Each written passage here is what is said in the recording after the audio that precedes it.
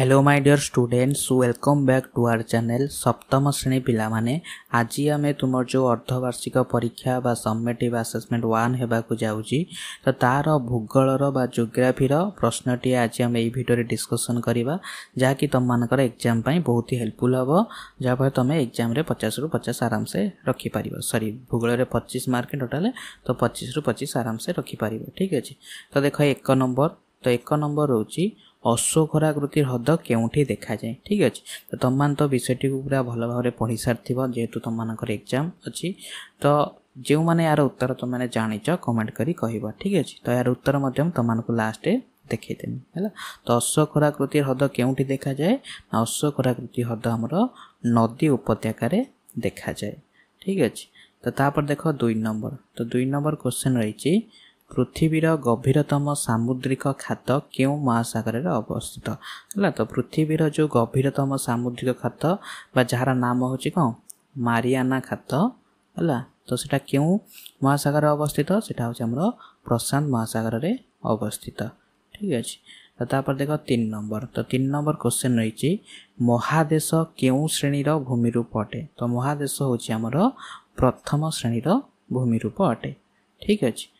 तो तापर देख 4 नंबर तो 4 नंबर क्वेश्चन रही निम्न प्रश्नर उत्तर गोटे वाक्य दियो है। तो 1 मार्किया क्वेश्चन तो पांजिया क्या कह जाए। तो पिला तुमने जानिच पांजिया क्या कह जाए ना आमर जो 7टी महादेश अच्छी तो 7टी महादेश मिसिक आगुरी गोटे महादेश थिला तो जहाँ आम पांजिया कहते आ जो एबे आमर 5टी महासागर अच्छी तो सी 5टी महासागर मिसिक गोटे महासागर थिला तो तार नाम हूँ कौन पांथालासा ठीक अच्छे।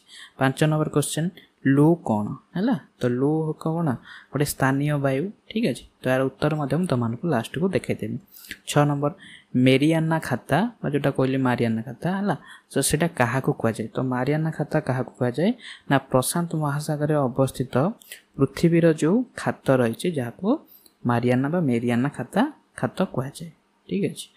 तो पिला माने देख लास्ट को यार उत्तर देखदेमी ठीक अच्छे। जदि तुम मैंने प्रश्न गुड़िक लिखिपारुना तो मैंने भिडियो को पॉज कर लिखिदेव ठीक अच्छे। 7 नंबर क्वेश्चन अति उच्च पर्वत श्रेणी रे हेउथिबा वृष्टिपात को कौन कहती है।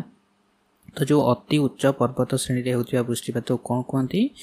तो यार उत्तर कौन हेबो तो ना परिचलन वृष्टिपात ना शैलोतक्षेप वृष्टिपात ना वातावर्त वृष्टिपात ना प्रतीप वातावर्त है। तो यार उत्तर कौन हेबो ना ऑप्शन क हेबो शैलोतक्षेप वृष्टिपात। तापर 8 नंबर क्वेश्चन रही भूमिकंप उत्पत्ति स्थल को कौन कह जाए। तो भूमिकंप जो जगह आमर उत्पत्ति होता है तो सी जो उत्पत्ति स्थल को आमर कौन कह जाए कह जाए ना ताकू आमर केंद्र कह जाए है। तो तापर 9 नंबर क्वेश्चन तो 9 नंबर क्वेश्चन रही निम्नोक्त केउटी को वातावर्त वायु प्रभाव कहती है। तो यार उत्तर कौन हेबो ना लू ना चिनोक ना हरिकेन ना काल बैशाखी। तो उत्तर हम हरिकेन है। तो हरिकेन पश्चिम भारतीय द्वीपपुंजर उपकूल में वातावर्त वायु प्रभाव कह जाए। तो तापर देख 10 नंबर तो 10 नंबर क्वेश्चन रही देख एमानक मध्यरु सठिक क्रमटी बाछ है। तो जो वायुमंडल कौन हेबो ना वायुमंडल हेबो पृथ्वी को घेरी रही गैसीय स्तर। बारिमंडल तो बारिमंडल कौन हेबो ना हमर जल राशि। परिवेश कौन ना हमर परिवेष्टि। तो देख कौन है कटा है 3 नंबर तो क है 3 नंबर खटा है 1 नंबर कटा 1 नंबर गटा है 2 नंबर। तो सठिक उत्तर होची ऑप्शन 2 है।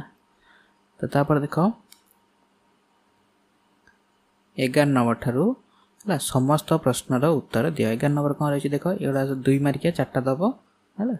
जुआरिया अरण्य क्या कह जाए यही अरण्यर मुख्य वृक्ष गुड़िकर नाम लेख। तार उत्तर तुम मैंने लास्ट देखिदेव ठीक अच्छे। तापर 12 नंबर क्वेश्चन भारतर क्यों अंचल समुद्र तरंग द्वारा अधिक क्षतिग्रस्त हुए आउ कहीं हुए। तार उत्तर लिखिदेव। 13 नंबर उष्ण वायु ऊपर को उठे मात्र शीतल वायु तल को आसे भौगोलिक कारण दर्शाओ ठीक अच्छे। तापर 14 नंबर स्तूप पर्वत आउ संचयजात पर्वत मध्य पार्थक्य दर्शाओ है। तो तापर निम्नलिखित प्रश्नर उत्तर दियो देख 3 मार्किया ମାନवीय परिवेश विषय संक्षिप्त विवरणी प्रदान कर। तापर 16 नंबर जेकोसी गोटिकर उत्तर लेख।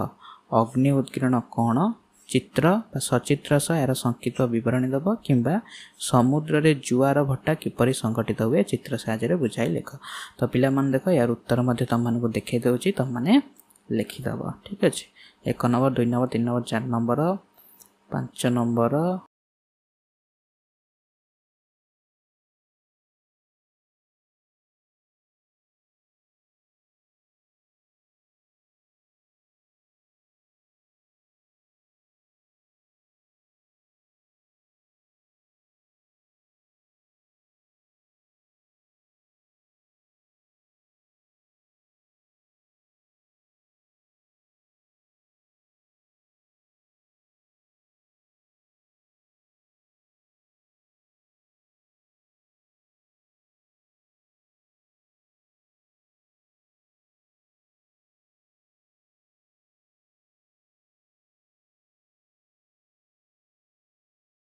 देख अग्नि उत्कीर्ण चित्र